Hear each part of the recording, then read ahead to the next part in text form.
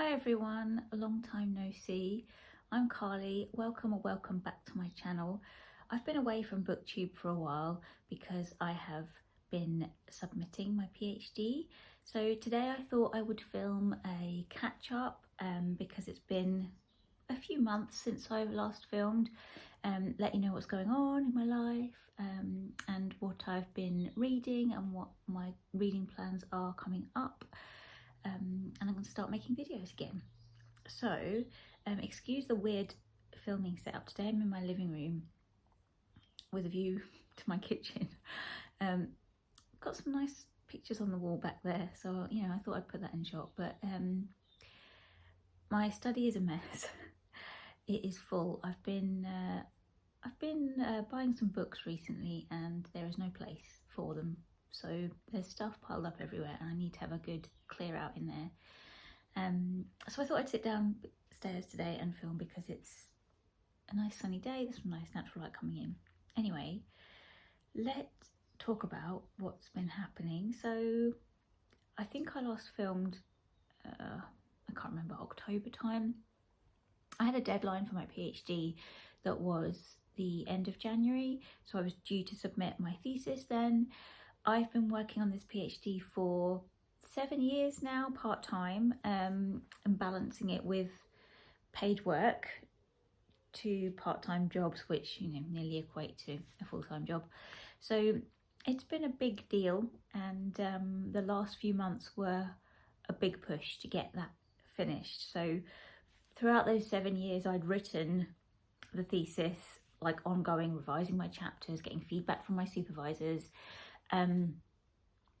And I think in October I'd finished the last chapter, so I then had to go back through and edit the entire thesis, pull it all together, write the introduction and the conclusion, do the bibliography, check the referencing, and that was a hard few months. So from October through to January I was very much like at my desk all the time doing all of this work, which was quite intense around my other jobs as well.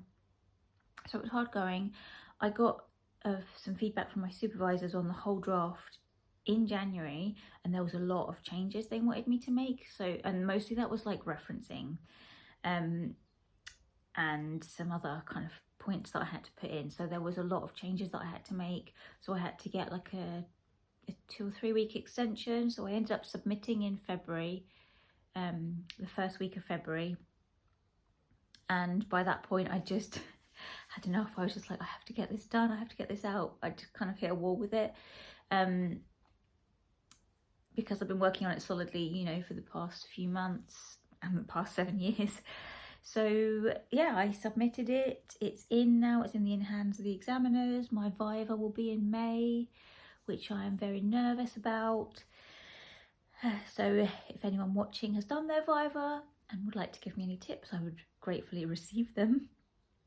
I've had a break from the thesis, so after I submitted I just kind of, my other PhD friends just like rest now, just have a rest and have a break from it. So that's what I've been doing. I've just been having a big rest. And now it's coming towards the end of March. I need to start preparing for the viva, so that's coming up next. I will say that it's been such a weird experience, like working on this thesis, carrying on with life while all the stuff is happening in the world that's happening. So I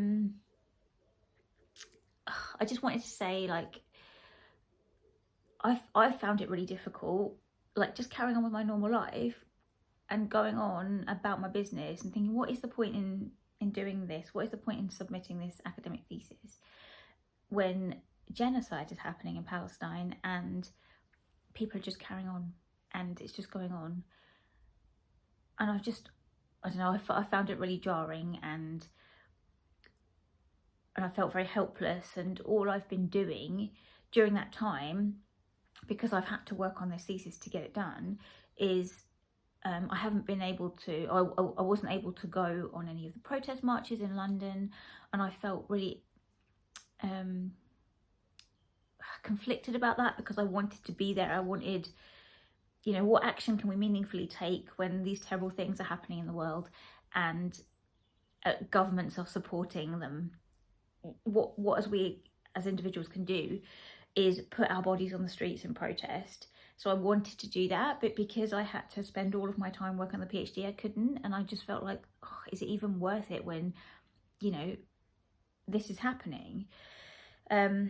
So all I've really been doing is learning, making myself aware of what's happening, following Palestinian press and activists, and informing myself, and trying to spread that and disseminate that information because of all of the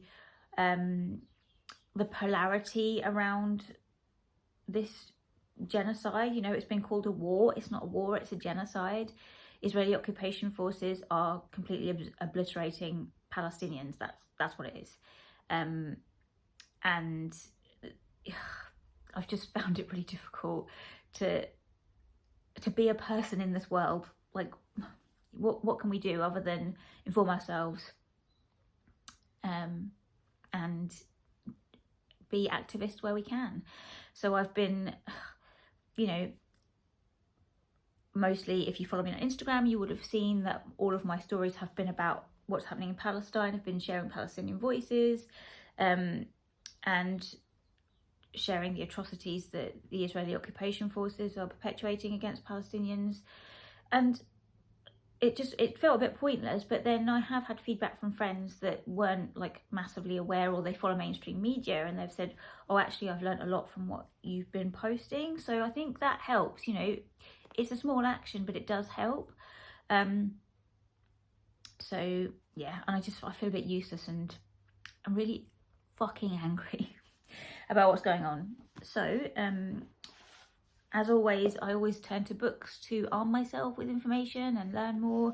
So two of the books on my TBR at the moment are The 100 Years' War on Palestine, A History of Settler, Colonial Conquest and Resistance by Rashid, Khalidi, and Minor Detail by Adania, Shibli, which fits Corraldo. This is a fiction book, but it is about a minor detail from history, which is the rape and murder of a Palestinian woman by Israeli forces, and then it's like I think it's a dual timeline. So that happened in 1949, and then the current protagonist of the current day is investigating that minor detail of history and looking at it, and in terms of, you know, what was happening currently when this was published in Palestine under occupation. When was it published? I don't know. It doesn't have the date in here. That's very odd. But obviously this was before everything that's happening now, but it gives a good background to that ongoing colonial history. The other book I wanted to mention was one that I had taught when I was doing my teaching contract for Birkbeck. I had to teach it in a seminar. I've got it upstairs, but I can't find it. And it is called, I'm going to get this wrong now, I'll put a picture on the screen, but it is called something like Romeo and Juliet in Palestine, Teaching Under Occupation. Now the author is, I think he's American, so he is a teacher that's come from America and went to the West Bank to teach Shakespeare. And he was teaching Shakespeare to Palestinian university students. And it is about the way that their experience living under occupation and the extreme restrictions that they had to operate under kind of taught him and informed him and reflected on the literature that he was teaching, which was a really fascinating read. So I would recommend that as well if you're looking to read more Palestinian literature, which we should all be doing at the moment. Okay, I could go on about that for a long time, but I'm not going to. So I want to try and keep this video a bit brief. Things I've been reading recently. I finally met up with my book club because we hadn't met since October. We read Burial Rites by Hannah Kent, which has been on my TBR for ages. It's been on my shelf for absolutely years. And it's a historical fiction set in Iceland, and it is based in fact. So it's about the last woman that was executed in Iceland. So this is a fictional account of what might have happened to her, because historical records about her are very thin on the ground and very disparaging, like she was a terrible person because she murdered 2 people. So it looks at that case and it posits what might have happened, which was really interesting. So we had a nice chat about that for my book club. Our next read is another one that's been on my TBR for a very long time. It's The Girls by Emma Cline. I don't know much about this. I bought it ages ago.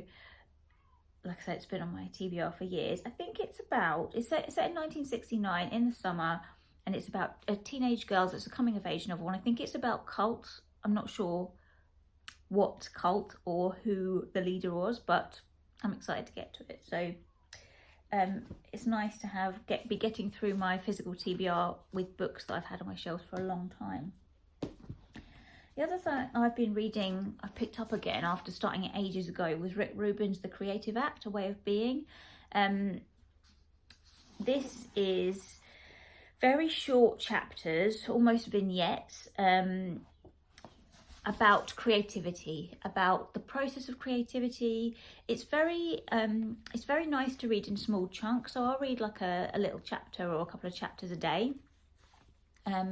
And I find it very inspiring and motivating. Rick Rubin is a music producer, and he's very well known in his industry. So he's coming from that perspective, but he's talking about all creative practice, whether it's writing or art, anything. It's just some really nice, kind of easy to digest mantras and motivations for inspiring your creative practice. And because I want to try and get back into my creative practice, which is writing, I wanted to pick this back up again. And it's one of those things that I think you can just keep reading over and over again, like I say, a couple of chapters every day, just to inspire you. So I'm really enjoying that again. One thing I wanted to talk to you about was I've lost the leaflet now. Where is it? I recently went to the fantasy exhibition at the British Library. I had a nice little leaflet that I've now lost. And, oh, there it is. There you go. The exhibition was about fantasy as a genre. So it had old manuscripts from books. It had props from films like Gandalf's staff, images, paintings. It talked about fandom and fan culture around fantasy, which was really fascinating. And as some of you may know, I work in a public library, and we at my local library have got a very scaled down version of this exhibition in at the moment through the month of March. So we've got like 4 boards in the library that are about fantasy. So it's like some of the sections of the exhibition were like heroes and quests, folklore and fairy tale, weird and uncanny, and portals and worlds. So that's really cool. And alongside that, I'm running a couple of events. So tomorrow I am running a pop-up book group in the library, which is the first time we've done this.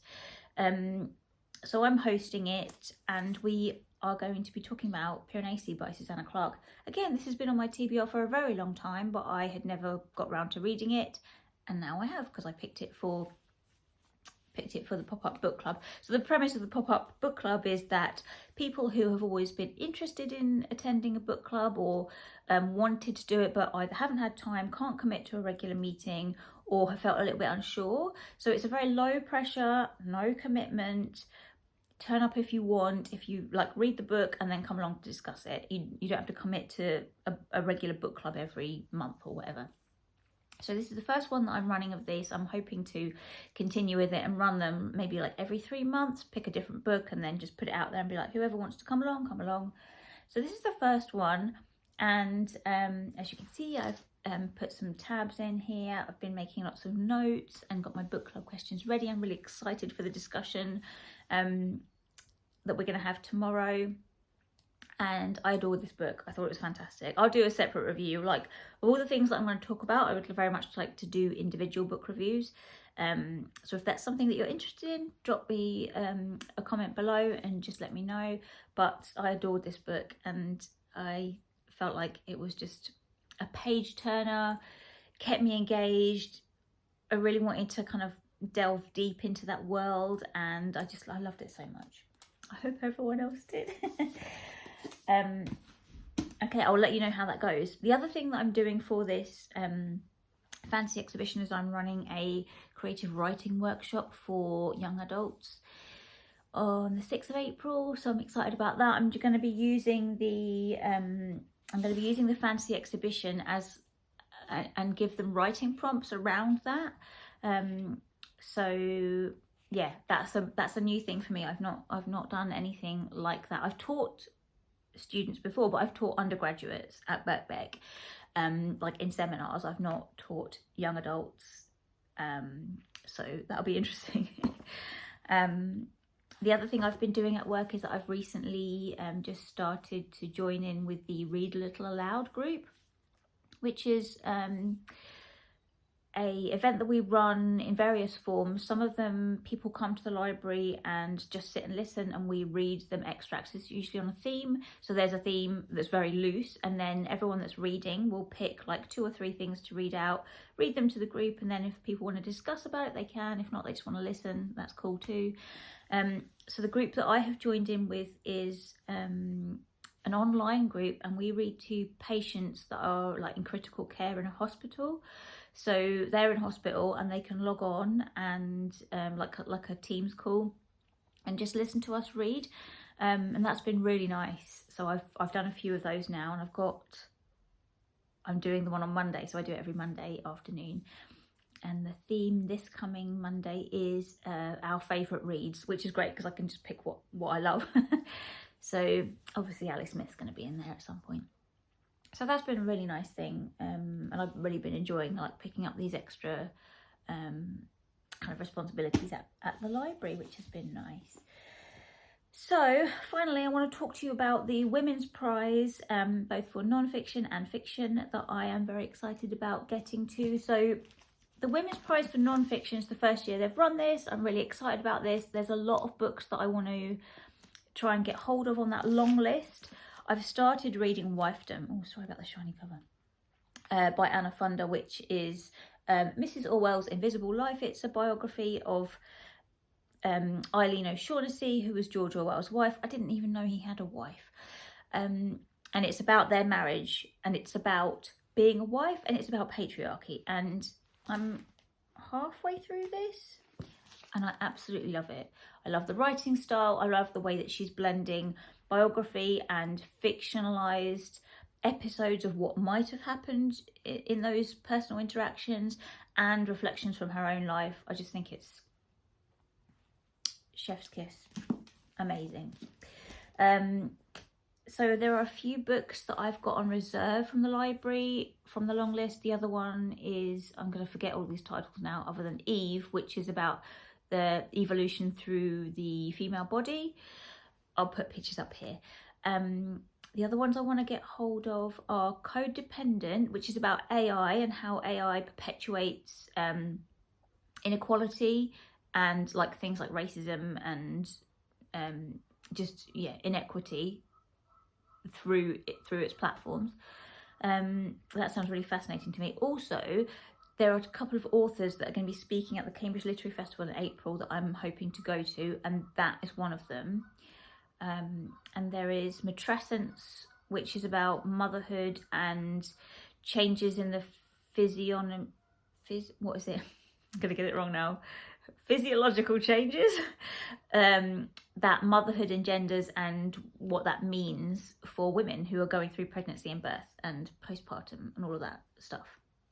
So that I've got ready to pick up at the library. So that'll be the next one I read after Wifedom. And what's the other one I really wanted to get to? Doppelganger by Naomi Klein. It's my birthday next week, so I might buy that if I get some birthday money. I think there are a few others. I really want to read All That She Carried. I've forgotten all of these authors. Again, I'll put pictures up here. All That She Carried, which is about a kind of material bag that was embroidered by somebody who was traded as a slave and it was handed down through their family, or I think it got lost and then returned to their family, and like the history of slavery. So that sounds really interesting, and I can't remember the other ones, but I will keep you updated about my Women's Prize for Non-Fiction journey. And lastly, the Women's Prize for Fiction, I've gone through it. The long list was a complete shock because I'd hardly heard of any of the books on the long list. So I've started putting in reserves at my library and making my way through them. I've just picked out the ones that seem really interesting to me, the ones that I really want to read. And I'm going from there. Usually what I do with the Women's Prize is that I watch other people's reviews, and if things are getting good reviews and that I wasn't too sure, I'll pick them up. That happened last year. So yeah, I will do that again. The first book I've read from the Women's Prize longlist is Nightbloom by Adzo Medie. I hadn't read her first book, His Only Wife. I heard about it, but I hadn't read it. So I've only just finished this. I will do an individual review of that. Sorry about this shiny cover. Also, there's tabs in here because I read some of this for one of my Rala sessions at work. The theme was family and friends, and this is a book about two cousins that were best friends when they were younger and grew apart as they got older. It's both of their life stories, and there's kind of an incident that brings them back together towards the end of the book. So the beginning part is very much about when they were girls and them growing up. So I read that for our Read a Little Aloud session. I really enjoyed that. The other books that I've got in my possession, two library books. I've just started Megan Nolan's Ordinary Human Failings. This was on my TBR anyway because I saw Mercedes talking about it as one of her favourite books, I think of last year. So I put a reserve on and I just started this, and it's giving me vibes of Penance by Eliza Clarke, which was my favourite book of last year. So I really love that. It's kind of written like about almost like a true crime narrative. So this is about a child that gets murdered and it is on a council estate, and fingers get pointed at a local Irish family because they are kind of the wrong kind of poor. So I've only just started, but I'm already very invested in this narrative. I read the first section, so I'm 40 pages in. So there's that one. The other library book I've got to get through in the next 2 weeks is Restless Dolly Maunder by Kate Grenville. I've never read any of Kate Grenville's work. This is a historical fiction set in Australia. It does sound a little bit tame. So I'm going to try it, and then if it's not for me, I'll DNF. But I wanted to give it a go because it was one of the few that was on my library catalogue. So I will read that after the Megan Nolan book. Then I've got three that I managed. I've got two that I managed to get secondhand, and one that I bought new. One of the secondhand books is In Defence of the Act by Effie Black. I'd never heard of this when it was announced on the on the long list, but it is about a woman who defends the act of suicide. Now, this is a book that really intrigues me when I heard the premise. I just find this a fascinating topic. There's been a suicide in my family, so I know what that feels like to have someone in your own family do that, and the impact, like short and long-term impact. So this is going to be an interesting read for me personally because of that experience. And then we've got The Maiden by Kate Foster. I like the premise of this. Again, this is a historical fiction set in Edinburgh, I think in the 18th century, based on another real life case of a woman accused of murder, I think. And it's because, where has it gone? I had a good time with Burial Rites. This sounds like something similar. So I'm looking forward to getting to this. Also, like after these big kind of heavy themes, historical fiction feels like a nice way to break up that kind of read a contemporary gritty book and then read a historical fiction. That's my plan anyway. And then the last one that I've got is And Then She Fell by Alicia Elliott. Again, I'd not heard of this, but I was so excited about this. I just wanted to get hold of a copy. So this is from an Indigenous author, and I think it's also like about postpartum experience. So she's just had a child, and yeah, she's struggling, but it's also about kind of racism and Native American culture in that setting. So I'm really excited to get to this. Also, this cover is beautiful. I'm just going to throw them on the floor. Okay, I've talked for long enough now. Thank you for listening to me, if you're still here. That was my life update. This is what I'm reading at the moment. Talk to me in the comments below. I'd love to hear from you. It's been a while, so it'd be nice to have a chat. Tell me what you're reading. Tell me if you're going to be reading any of the Women's Prize long list for fiction or non-fiction. I'm very excited about this. I'm going to try and do individual reviews of all of the books that I'm reading for both of these prizes, and keep you updated on all things library and PhD. I hope you're all doing okay. Sending lots of love to you. Take care, everybody, and I'll see you in the next video. Bye.